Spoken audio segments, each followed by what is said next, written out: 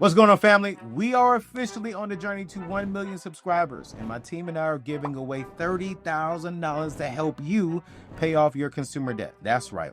3 E3 community members will each get $10,000 to wipe out their consumer debt. Now, do you want in? It's simple. All you have to do is subscribe to my YouTube channel and join my email list by going to anthonyoneal.com and clicking on the Join the Community tab. That's 100% it. Check this out. At 940,000 subscribers, we're surprising one lucky person live on my show with the first $10,000, and we're going to give that person a financial makeover before paying off their debt. So, before we get to today's show, hit that subscribe button and let's hit it 1 million strong before my birthday, July 1st. All right? Love you all. Let's get to the show. Overrated. Is every Grammy Award-winning artist wealthy, in your opinion? Not even close. Man. Not even close. Not even close. Normally in this business, the things that make you famous are not the things that make you rich. Ooh.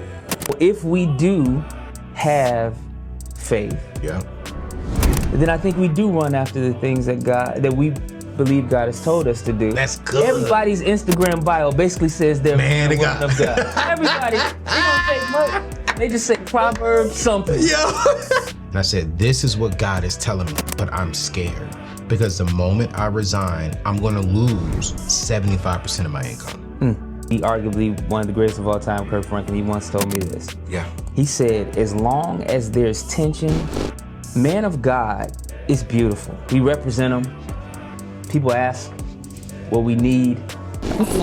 But I'm finding a lot fewer men of faith.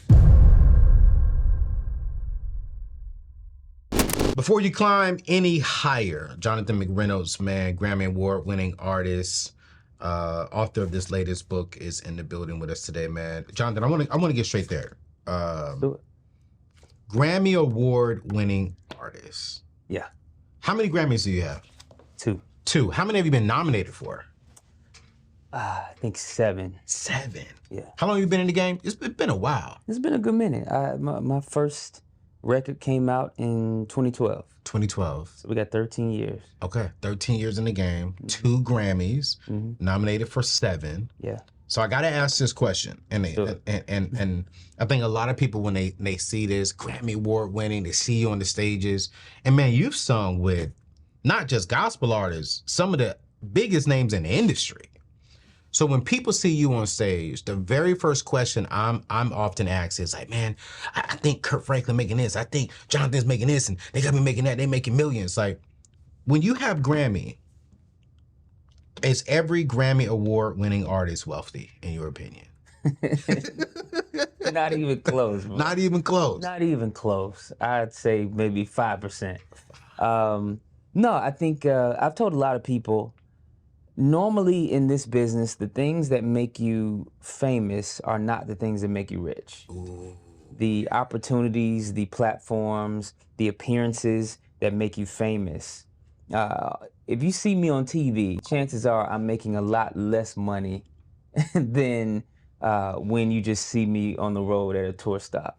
So when we see you on BET, you may not be making as much money as well, maybe like in a series, but I mean, like, you know, stuff like performing at the White House or something, or an award show, or some of those other really good looks that definitely expose you to a lot of people. A lot of times those things are not very well paid. Wow. It's the stuff that it's just the normal work. It's the normal showing up at this place, doing a show here, doing a tour date here. And other ways that you make your money, that's really what makes you rich. Yeah. But the stuff that makes you famous, man. I mean, I think as an artist, and this really goes for gospel artists as well, because it's such a niche genre. Yeah. You have to learn how to make your story. I think making yourself marketable, I think things like saying Grammy winner definitely helps, because that translates everywhere. Everybody understands that. Yep. They might not understand Stellars.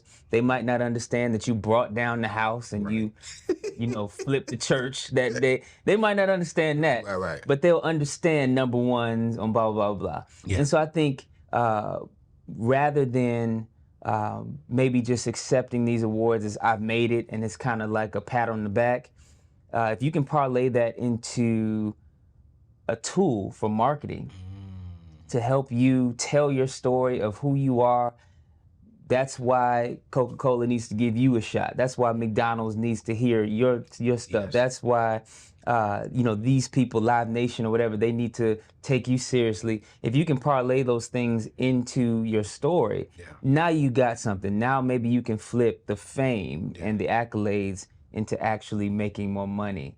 But them by themselves, it doesn't move the needle. I'm curious. You've been in the game for 13 years. One of my favorite artists, individuals. I just love how you move in the industry. We don't see drama around your name. So I'm curious, how do you steward the influence God has given you to make an impact, but then also make income so you can enjoy life? But how do you steward everything that comes with the name Jonathan and this gospel fame? And not just gospel, because even non-gospel individuals, I hate calling them secular. It's just non-gospel individuals. They know you and they love you and they respect you.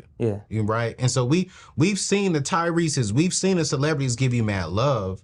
How do you as a individual steward this, still build the kingdom, still building your brand, but then also still making money to where you can enjoy life? Man, one of the things, and I've gotten a lot of good advice and bad advice from all of the legends, the greats, the people that have done this for a long time, but maybe arguably one of the greatest of all time, Kirk Franklin, he once told me this. He said, as long as there's tension, you're probably okay. The tension between ministry and business. Chances are, if you are 100%, oh man, I just only care about the money, I only care about this contract, blah, blah, you're missing it. But also, if you're just thinking, hey, I just want to, just pour out everything and blah, blah, blah, then you're probably missing some opportunities as well. And so, but as long as there's this tension of, man, I should probably not do this because it's gonna drain me and it's not gonna actually help my bottom line. It's not gonna help me pay the bills. But on this other hand, maybe I should do this because it's gonna mean a lot to this community. It's gonna mean a lot to the impoverished here. It's gonna mean a lot to just representing God well. As long as you have that tension going on and you're constantly, kind of deciding and trying to stay balanced in that world, then you're probably gonna be all right. It's never gonna feel, for lack of better words, there's a part of it that feels a little like, as a Christian, like cringy. Like there's a part that's like, I want the Grammy, but I feel like I'm not supposed to. You know what I'm saying? It's man, I want to have nice things. I want to make money. I want to be able to decide to go here or here based off of they're giving 5,000 more. Or they're you know what I'm saying? I want to be able to decide that, but also I know that that's not the end all be all. And that there is another criteria that us as men of God, as Christians, as ministers, there's another criteria we're supposed to add to this equation of the yes or the no. And so I think that as long as there's tension there, and I mean of all the advice, I think we look for advice to tell us exactly what to do. And they just give us the formula. Hey, if it gives you 40% of your monthly income, go. Who cares who's there? You know what I'm saying? Or if the pastor looks really humble and he's crying and really asking, then please go. Whatever it is, we look for that answer that's just gonna tell us objectively, this is what you do, this is what you don't do. But I think that the truth of the matter is there's always a tension. There's always the man wants to do this, the man of God wants to do this, the family man that has dependents wants to do this. Holding all that in balance, I think, is the journey. That is the walk. And we don't always make the best decisions. And sometimes we do get lifted too high off a Grammy or crash too low off a Grammy loss.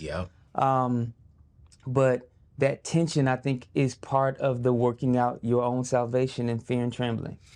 You know, I had a young lady ask me, I want to say a couple of weeks ago, she jumped on our live show where I do Q&As, and she said, Anthony, I have this tension. I work she has a full-time job and another part-time job. She does about $100,000 a year. Loves it. She says, but for the last 2 years, God has been calling me into ministry full-time. She said, Anthony, I gotta go from making 100,000 to making 48,000. Because she said that I feel as if God is calling me back into colleges, because she said that studies show that when young people give their life to Christ in college, they tend to stay with Christ a little bit longer. And I said, okay. I said, but going from 100,000 to 48,000. It's scary. I'm like, is that God? It's like, does God really want you? Because that means your entire life has to change. That's not okay, I'm changing job and maybe I gotta start eating out. That's you gotta move. Yeah. You gotta change your entire life. And she said, and yes, I'm feeling that tension. Like, I don't want to tell God no because I want to make money. But then I don't want to tell God yes because I'm gonna be stressing. And when I stress, I can't really serve God. So I'm curious, bro, what would you tell her in that situation if you were on that call with her? It's tough. What would you tell her? Do it, don't do it, find it in between? Because here's the thing you need to know. She can raise her own money. So it's not a salary, but she has to go out there and raise her money. So she can raise more than 48,000. But for the first 2 years, the organization, her church, guarantees her 48,000. Gotcha. But she has to raise the rest and raise more. Woo! Because she's climbing, man. She's climbing. That's tough. That's really tough. And here's the thing. As much as money is important. Yeah. We have to always remind ourselves that money is not the end. It's possible means to some ends, but it's not the end. We don't just hoard money for money's sake. But there normally is a core desire, a core need that hopefully consciously, but normally unconsciously, we are really trying to fulfill. And that's why, in the book that I just wrote, I'm very much trying to get people back in touch with the son or the daughter that's underneath the boss, underneath the pastor, underneath the artist. Because when it's based on artist and pastor terms, of course you have to make a decision that is based off of the health of the pastor or the artist, the financial health, the commercial health. But if you go back to just being a son, if you go back to just being a daughter, what is all this for anyway? What sense of belonging are you working for? What sense of security do you really need? What sense of authority is going to make you feel finally powerful again to match maybe the powerless years that you had younger? And so I think that for me, I would really question what she's aiming for. Because that will determine what she's happy with. Would you rather live a little more comfortably and have, first of all, I would say this, certainty is very uncertain. Yep. So either way is a faith move. Which one do you want to have faith in? Facts. Whatever's paying you 100,000, that could absolutely go, broke next year, next season, in the next recession or the next correction. Like is that where your faith is? Or is your faith in this idea that God is going to carry you through the peaks and valleys of all this? And so as I'm speaking, the man immediately says, woo, 48 is not going to cut it, especially if he used to 6 figures. She's in Virginia. And Virginia is not the cheapest place to live, and maybe West Virginia you might be a little better off. But no. So I mean, I think the more I talk about it, the more I engage with the son, the more I'd say, all right, Jonathan, take the CEO hat off, take the entrepreneur, I have staff underneath me. Once I take that off, then it's like, wait a minute. So good. that is not as certain as I'm declaring it to be anyway. That 100,000 is not as certain as I'm declaring it to be anyway. If those things were so certain, we wouldn't be going to Anthony O'Neill looking for investment and multiple streams of income. Ecclesiastes wouldn't be talking about invest in 7 ventures, even 8, if this was so dang on certain. And so if we do have faith, then I think we do run after the things that we believe God has told us to do, and trust that he'll provide within that. No, I 100% agree. Which is scary. No, Jonathan, it's scary. Real scary. I ain't trying to say that it's easy. No. But or that I would choose it immediately. I would have to fight. God told me 3 years. Yeah, so I would say 3 years before I left Dave Ramsey. He told me 3 years before then it's time for you to go. And I was scared. I was making a lot of money. I mean, a lot. And it was easy. And it's a great organization to work for. And I'm like, God, this ain't you. Like, I thought it was the devil. I blamed the devil. I was like, man, you crazy. I said, stop trying to act like God. Like, this is good income. I'm helping a lot of people. I'm in a great organization. I'm in a good situation. But God kept pressing me. And then when I listened to you talk, which is why I haven't had a chance to read this book yet, y'all, Before You Climb Any Higher, Valley Wisdom for Mountain Dreams, because I've been out promoting our book the last month and a half, but I need you all to get a copy of this book, because when I'm reading this book, I go to the back of it, which is why I'm saying what I'm saying. He says, we long for mountaintop experiences, but they're difficult to achieve and impossible to maintain without rest, nourishment, and strength found in lush, life-giving valleys. Yo, what's going on, family? Let's talk about taxes real quick. Hey, listen, I know it can be stressful, it can be confusing, and a serious headache.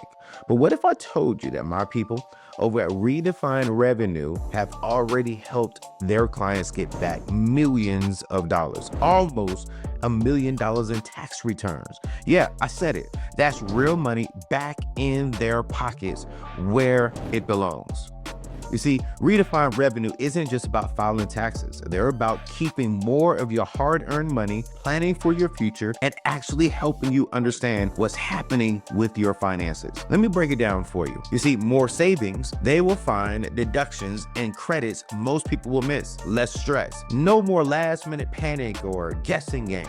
Year-round financial wellness. They'll help you stay ahead with expert tax planning, personalized advisory services, and financial education. So if you're a business owner, a freelancer, or just tired of overpaying on taxes and want to minimize your refund, this is for you. Listen, do you want to make tax season easy and keep more of your money? Then hit up my friends over at anthonyoneal.com/file taxes and let Redefined Revenue handle the rest. And because you're rolling with me, when you sign up using my link, you'll get access to an exclusive bonus ebook called A Guide to Managing Expenses. They'll send it straight to your inbox. But do not wait until the last minute. Every single day you delay could be costing you money. Click the link now and start saving today. Trust me, you'll wish you did this sooner. Here's the deal. Smart taxes equal more money in your pocket. Redefined Revenue helps you build wealth, not just file taxes. Let them maximize, I'm saying this again, let them maximize your return and elevate your revenue. Visit anthonyoneal.com/file taxes. All right, let's get to today's show. That is so true. And so when I stepped out on faith, I will never forget, man, I've shared this story a couple of times on both of our platforms. But man, I sat down with Darius Daniels on my birthday, July 1st of 2020. And I said, this is what God is telling me, but I'm scared because the moment I resign, I'm going to lose 75% of my income. And then Darius said, you will lose it, but you will lose it temporarily. Yeah. But that requires faith. That requires faith. Man, you know what? I have been called and thought of myself as a man of God for a long time now. At least since college. Yeah. And I started doing this music, and honestly, my first songs were full of, Lord, I'm trying to figure you out. Lord, I'm splitting two. Part of me loves the world and the other loves you. But still, I was working on intentionally becoming a Christian, regardless of maybe the platform it gave me and what other people projected on me. I was trying to figure it out. But even still, I was thinking of myself and trying to become, and what people were projecting on me was a man of God, right? Man of God is beautiful. We represent him. People ask what we need. People ask him what God is saying, and we can sometimes offer it. But I'm finding a lot fewer men of faith. I have not always been great at being a man of faith. And when we think about it and we think of how the world is considering us, it's not just as men of God. So good. It's as men of faith. Wow. And that is different. Wow. Man of faith is why I appreciate, just kind of coming into contact with, and we know him, Pastor Mike Freeman, and other people. They're men of faith. I mean, what I'm saying? Men of God, I don't want to say it's easy. Oh, but that's good. Everybody's Instagram bio basically says they're man of God. Everybody, they don't say much. They just say Proverbs something. Everybody's a man of God. Everybody's a woman of God. Everybody that has a suit. Wow. And plays the organ or the drums. They are is a man of God. But man of faith, though. That's harder. That gets tested. Yep. It gets revealed. Yep. There's again that tension that you have to live in all the time. Yeah. It's not full of certainty. Yeah. Men of God feels more certain. Yeah. Because I'm on God's side. Whatever happens, I know that I'll be okay. Yeah. But man of faith says sometimes I'm not okay, but God will give me. Like, that's different. That means I can risk some things. I can sacrifice some things because I know that 75% was not what was holding me together anyway. Facts. Man of God says, I am so glad that I'm blessed and favored. I'm so glad that I got through the pandemic and actually had the most profitable year in 2020. That's what man of God That is a man of God. That's man of God stuff. That was me, Doc. Hey, man, we're holding that thing up, man. Look at my receipts. Right. I have been killing it through this whole thing. And it was all God. It was all God. Even though I'm the one that's tired, I'm the one that's burned out, I'm the one that's exhausted, I'm the one that's so high on this mountain that I'm cold and I'm choking, I'm lonely, I'm sinning because of the loneliness, I'm messing up because there's nobody around me, I'm searching in bad places for intimacy because there is none. That's the man of God. But the man of faith is always looking at an end that is farther than what he's seeing. Come on, man. He has a different hope. He has a different perspective. Yeah. And it isn't based on 2020 was actually my most profitable year. Yeah. No, man of God was like 2020 was terrible. Yeah. But I kept the seeds in the ground. Right. I watered them. Right. Because I do believe God will bring the increase. Like, that's a different thing. That's a different setup. That's a different mindset that you have to have. Man of faith says, I can come down off this mountain. I can take some foot off the gas. I can take a sabbatical. I can use some time to talk to God because he's the one. That first of all, not only is he the one that is giving me the increase, not only is he the one that is making all this work anyway, but also, if none of this worked, to have him is kind of my point anyway. Man. And so I challenge myself. Don't hear me out. I'm not challenging you nearly as much as I'm challenging myself. Right. To kind of rise above just man or woman of God. Meaning, if you see me, you're gonna see some godly stuff. You're gonna see some biblical scriptures and some t-shirts that say Jesus saves, whatever. All that's fantastic. But man of faith is on me concerning me. It's not outward, it's not for you, it's for me. How do I conduct my life differently when faith is the lens in which I look at the world? John, that's good. I'm about to update my Instagram bio. No, I'm serious, man. 2 years ago, I told my team, I said, hey, y'all, God is calling me somewhere, and I'm a little scared. Because if I do what God is telling me, the company's going to lose out on some money. Mm-hmm. And I'll never forget, on my 40th birthday, I woke up and God said, I need you to go back to school. I'm like, God, I don't need school. Company's doing well over 7 figures. Well, we're thriving. What I need school for? I need you to know my word better. I'm like, I don't preach every Sunday. I need you to know my word better. So I'm not a pastor anymore. I don't pastor. I teach on churches, but I only teach about money. I need you to know my word better. I said, well, I wrote the book, Debt Free Degree. I'm not borrowing any money. I don't even want to pay for school. You're gonna go back to school. And I get back into school at Virginia Union, get a full ride. I complete my bachelor's in finance and banking. I'm enrolled in their MBA program and their MDiv program. And then all of a sudden I get a call from the president, hey, I need you to come and teach. Lost out on some money. But God said, hey, you're only gonna lose out on money again temporarily, but I need you to have faith. I didn't know what was coming.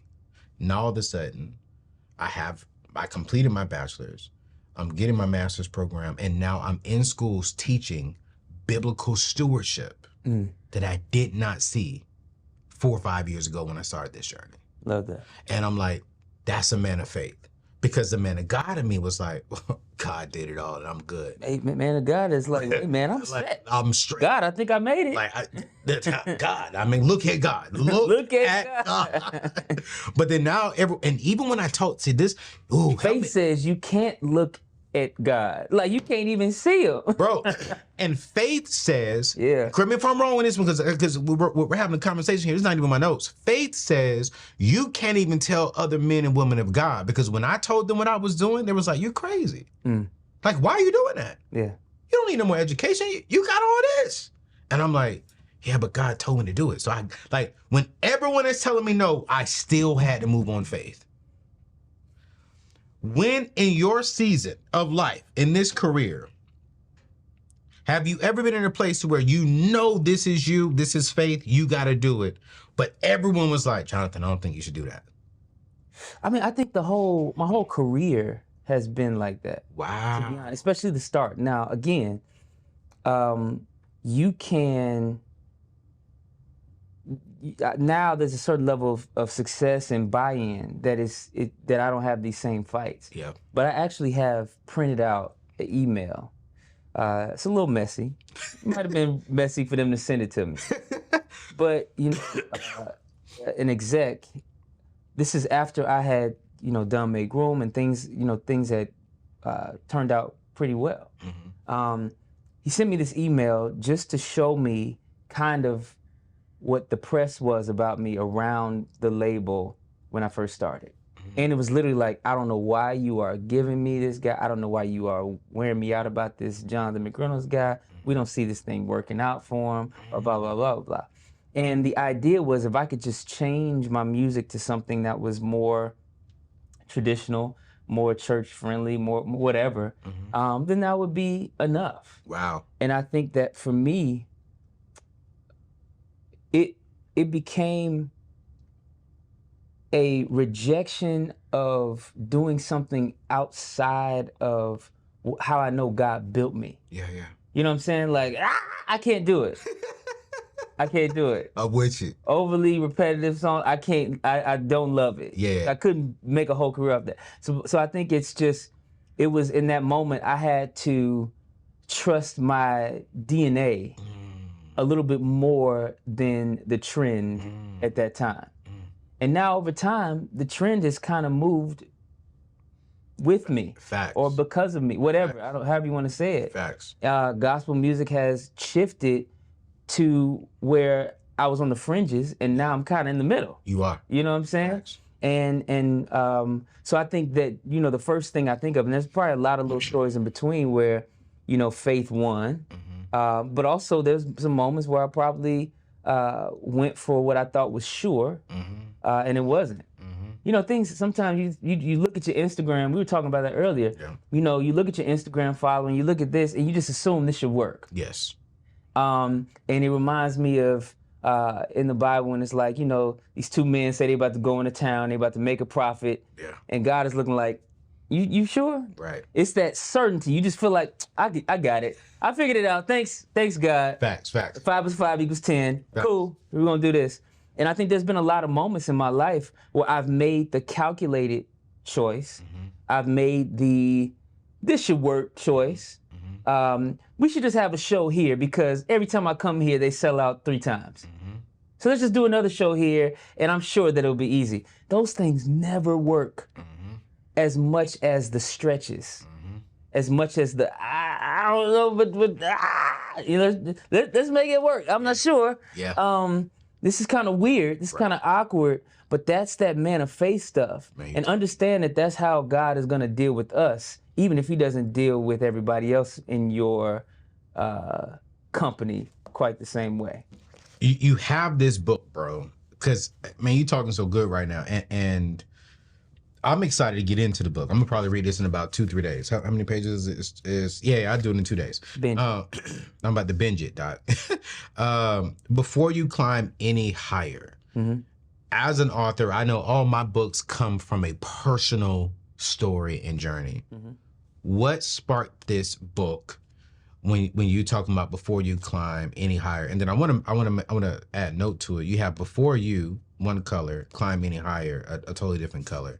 I don't know if that was for a purpose, but why this book? Okay, so for a while I lived in LA. Okay. LA is unlike Chicago, which is where I'm from. Chicago is extremely flat. LA obviously has plenty of elevation, Sure does. both in topography, but also in status. Yeah. I mean, you know, I think first off, I was right in the middle of this elevation, this status differentiation, this clout differentiation every day. But also, I was looking at the mountain being like, I don't think it looks that fun to be up there. Now, I know everybody wants to get up there because everybody wants to say that they have gotten to the mountaintop or whatever. They've gotten to the top of their field, their genre. Yeah. But it doesn't look that amazing. In actuality, in topography, when we look at the Rockies or something, you look up and it's just snow. It's just cold, thin air. Yeah. Like, why do we want, it's so noble. Right. And the people that we want to climb the mountain, it's like, but you realize it's kind of uninhabitable up there. Yeah. That's not suitable for life. Yeah. And this valley that we have learned to avoid and hate, actually, that's where all the civilization started. Because there's a river, there's lushness, there's life, there's bunny rabbits hopping around, there's birds flying. Like, it's all down in the valley. We have actually kind of, because of the poetry of, we want to be up and never down, we've actually, I think, lost out on some of the magic and the beauty that is the valley. That is when you're down and you're not even concerned about all the fears of the mountain, all the paranoia of the mountain. Man, you climb the mountain, now you're just worried about falling off. Facts. You worried about God, you know what I'm saying? What about if they see me, they saw me famous here and now I'm Ubering. You know what I'm saying? They saw me do this here and now I'm messing up in front of them. I'm going viral off of, being drunk and sinning in front of them because I was so lonely and sad on this mountain. All this stuff, you get burned out. How many people have you met that are successful but exhausted? Bro.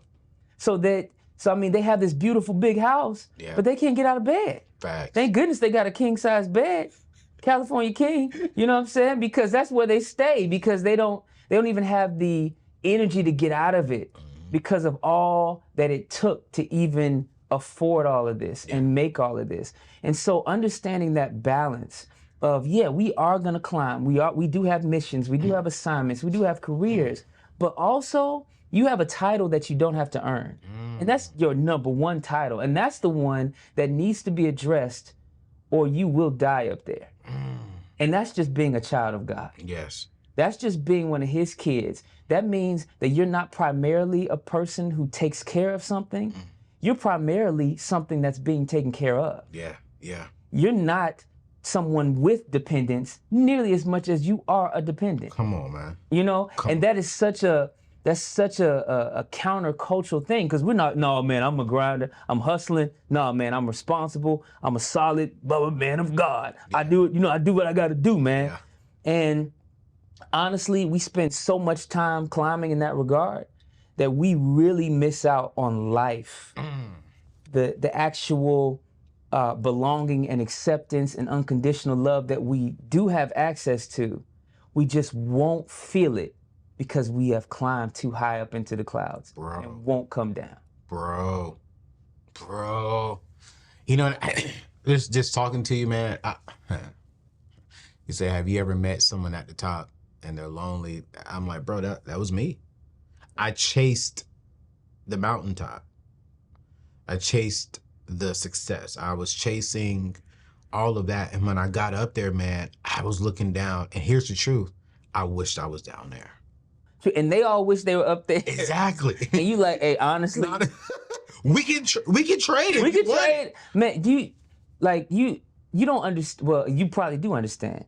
But a lot of people listening might not understand the extra money that has to be paid to just for privacy. Yes. The extra thought that has to happen just so I can even figure out where I can go to have fun. Where can I go to just enjoy? Like, come on. Like, I know that being celebrated looks great. Yes. Being recognized at the grocery store seems like a really, amazing pat on the back. I appreciate everybody that loves and recognizes the music and everything else I've done. But also, man, anonymity some days would be great. Oh man, I would, how much you gotta pay for that? How much you gotta pay? How much would you pay to just get away from Anthony O'Neal sometimes? Bro, I did it last year for my 40th birthday. Yeah, I paid $50,000. just to get away from him. Just to get away from me. I'm tired of him. Yes, I'm tired of him. And I went on this cruise, Jonathan, and I'm sitting next to a billionaire. I didn't know his name. He didn't know my name. Mm-hmm. We're on the Ritz-Carlton cruise. I said, this is great. I could just be Anthony O'Neal. I could be Anthony O'Neal that my followers in the world just do not know, right? But I'm like, and I'll be honest, when I came back home, landed in the airport, hey, Anthony. I was like, oh, Lord. Here you go. It starts over. And again, it's not even that each interaction is so overwhelming. Facts. The truth is, it just turns you back into something other than a child of God.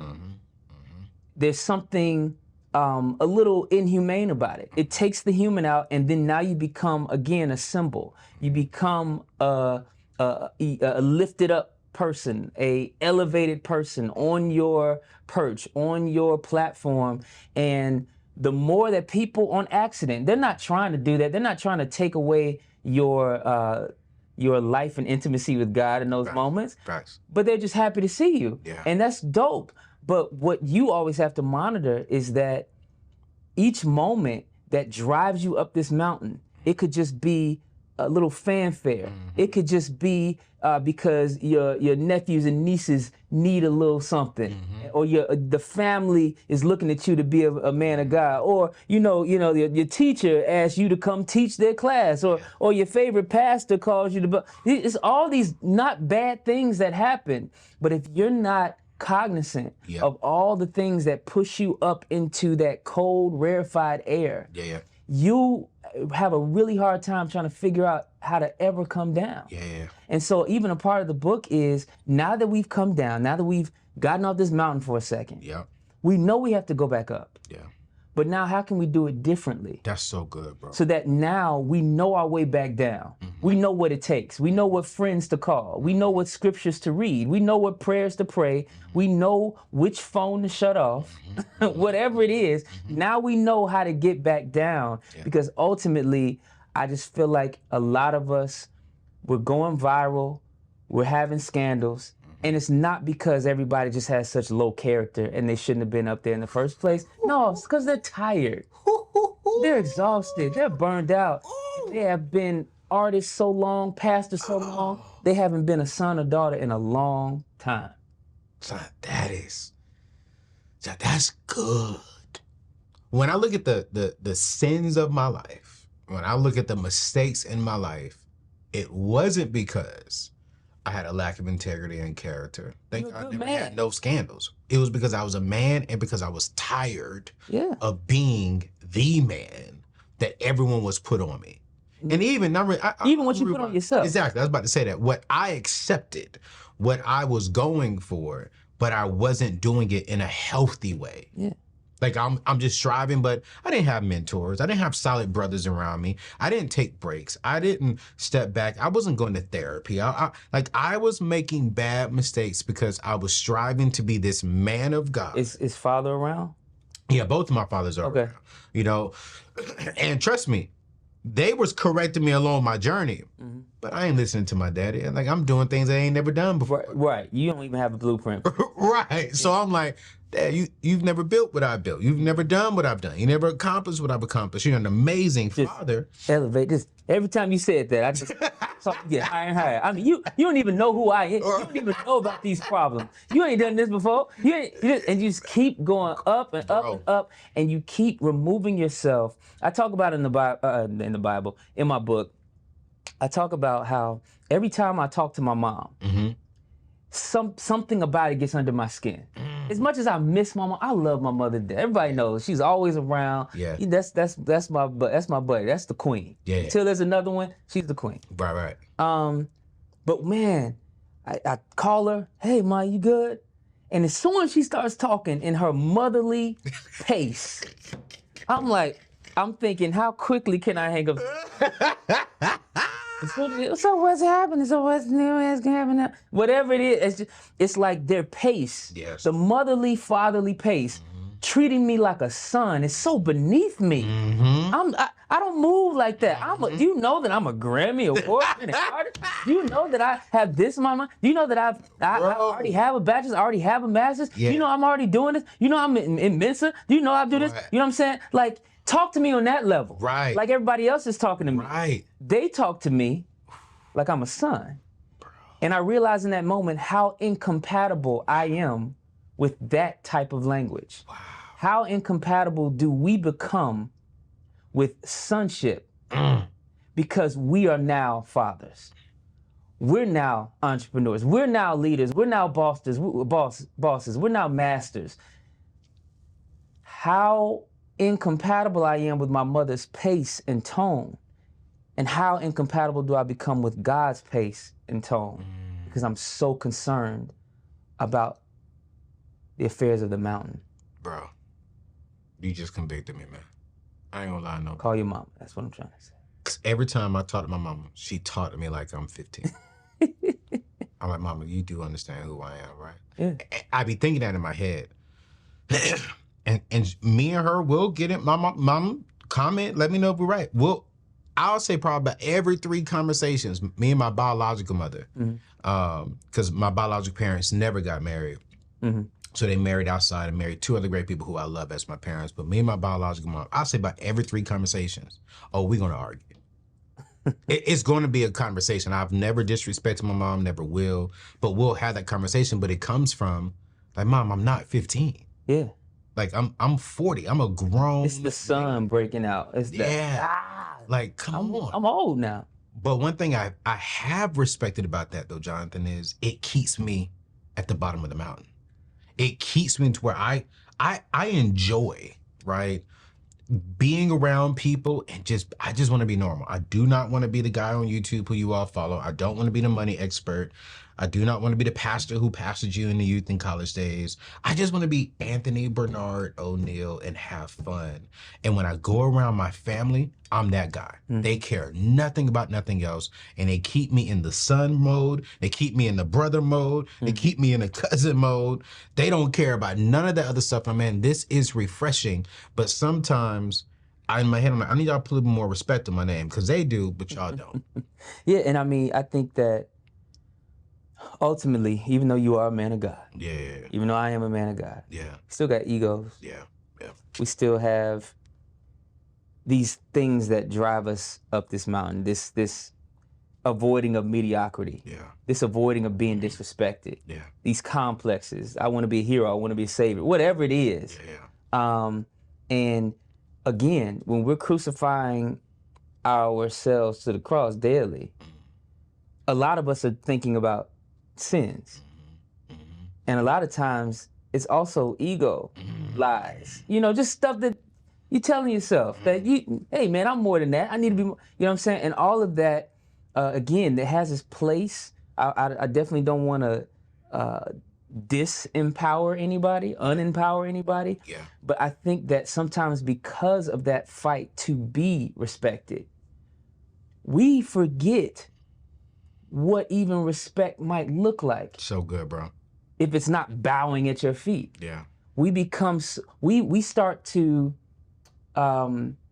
identify ourselves as who's under us versus who's above us. So good. I'm not the son of God. I am the boss of 25. Wow. You know what I'm saying? I am the entrepreneur of my business. I am the father of 5 children. Yeah. Like we start looking down. Yeah. And that's how we kind of get our ego and our sense of status, when honestly God has always wanted that sense of status and purpose to emanate from him. So good, bro.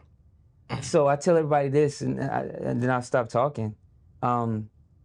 I looked in the Bible for some specific scriptures on how celebrities are supposed to move. Yeah. How rich people are supposed to move. Or how people with a lot of Instagram followers or YouTube subscribers are supposed to move. Yeah. I was looking for the place that was just for the sapiosexuals. I was looking for the place that was just for the Virgos. I was looking for the spot that spoke directly to the, you know what I'm saying, to me. And I didn't find any. Couldn't. No, Yes, because that his words, his Bible, the way he relates to us, yes, sir, is not to the boss and the CEO. Facts. It's always to the kid. That's so good. And so if we never identify as a kid, we're never gonna get the benefits that he promised them. Come on, man. Come on, bro. Ladies and gentlemen, Jonathan McReynolds, Grammy Award winning artist, the author of his latest book. Is this your first book? No, it's not your first book. It's my second book, man. Yeah, I did a book called Make Room. Yeah.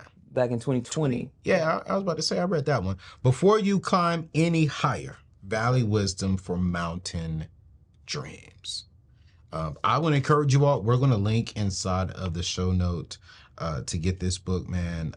I am going to read it. And you all know we do a book club every month. And so after I read it here within the next couple of weeks, we'll announce when we'll make this a book club for us to get into. Nice. Because I think that I can relate to the conversation. And I'm excited about diving in and learning from my brother. Because I think all of us are battling, okay, how do we climb, right? How do we get to the top, but in a healthy way? Mm-hmm. And a part of me is like, how do I get to the top, not just with, not the top. How do I have success? But how am I not the only one successful? And I want to bring other people along the journey with me and keep us from a spiritual perspective at that bottom. So I'm looking forward to learning from this. I love this, taking breaks from climbing for your mental health, finding rest, renewal, and authentic community in the valley, discovering your identity beyond success and accolades. Ooh, that's so good. And distinguishing God's voice above the noise of others. And you know what, man? For a while, I battled that one. The voice of others' opinions was so much louder than God's. And I started noticing how even my mood swings was off because I had this person telling me this, that person telling me this person telling me that. You should talk like this, you should do this, you should teach this, you should do that. And God is saying, hey, this is what I want you to do, but I'm hearing what everyone else is saying. And I'll never forget, we are about to hit 1 million subscribers on YouTube probably this month. It took me 4 years to get to 130,000. When I took the voice of everyone else out, it took us 4 years to hit 1 million. And so I want to encourage y'all to get this book because I think some of the reasons why you're not accomplishing your dreams and getting that success is because of how you're climbing the mountain. And this book can help you get to the success God wants for you quicker. As we're closing out, Jonathan, I want to ask you this question. People who are climbing a mountain in an unhealthy way right now, they're saying, okay, wait. Okay, I'm doing this all wrong. I want to be successful, but I don't want to lose myself chasing success. I want my business to flourish. I want my church to flourish. I want to be the best manager of my job. I want to go from being an employee to being a manager at my job. One day I want to leave this job and start my own business. But as I'm doing this, I feel as if I'm kind of losing myself. And I feel as if I'm kind of not becoming, I'm not that man of faith. I'm not that woman of faith. Heck, right now, even my man of God or woman of God is kind of questionable because of my character and integrity, because I'm chasing the mountain so much. Yeah. What would you say to that individual? I would say now is the time to work on what I'm going to call, just for these purposes, a come home regimen. We all go to work, but if I found you sleep in your office, I would say that's weird. Why don't you go home? Consider that the way and the weirdness and the ridiculousness of somebody sleeping in their cubicle and never going back home, consider that if that's your life, that you never actually get off the mountain and come back home at the end of the day, the end of the week, at the end of the month or the assignment or the season, that you look just as crazy as them. Figure out what it takes. Now, I'll tell you that for me, it takes me doing a few things that I'm not good at. Wow. Like, I'm too good at basketball. Not amazing, but I'm too good. But even I would say even in basketball, I feel more like a kid. I feel less like everything's riding on this moment. Yes, sir. Yes, sir. But then there's other things, just dancing or golf. There's just things that I'm just not good at. Yeah, right. There's some people that I talk to that remind me I'm just a son. It might be your own mom and father, but really starting to dial back and learn how to climb back down. I call it less of me, more of God. Less of me, more of God. Shut up the ego, pray him a little bit more. Stop focusing on myself and kind of deal with maybe other people in my family, open up my focus. Yeah. And then maybe just remember, just kind of go back through memory lane and see what God has been doing this whole time. So sometimes we just monkey barring it so much that we don't even realize the blessings that he's been doing. And so all those things that I talk about in my book, I literally discuss my regimen now for coming down. Wow. We all know how we get up there. Yeah. Or actually, sometimes we don't know. We just end up there. Yeah. But having a regimen that allows you to come down is going to be absolutely important. It's going to be completely integral to your success and your ability to stay sane during that success.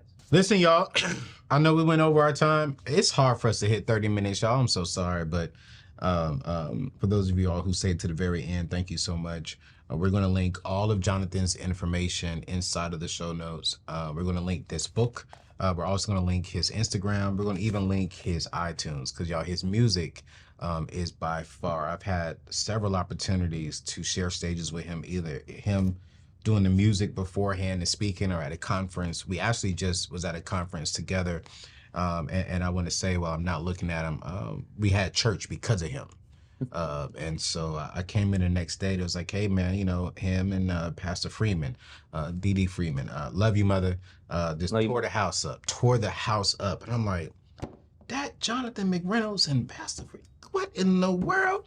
But if that's what they're called to do. That's their anointing. So check out his music. It is absolutely amazing. But most importantly, get the book. Because the book is where the information is. And the enemy knows that if we could put stuff inside the book, he'll keep it away from certain people. I'm going to leave that right there. And so if you want to be wealthier, if you want to be wiser, you got to read. So get the book. Jonathan, man, thank you so much, bro. Oh, man. Appreciate you, bro. Yes, sir. Yes, sir. We'll see y'all next show. Peace out.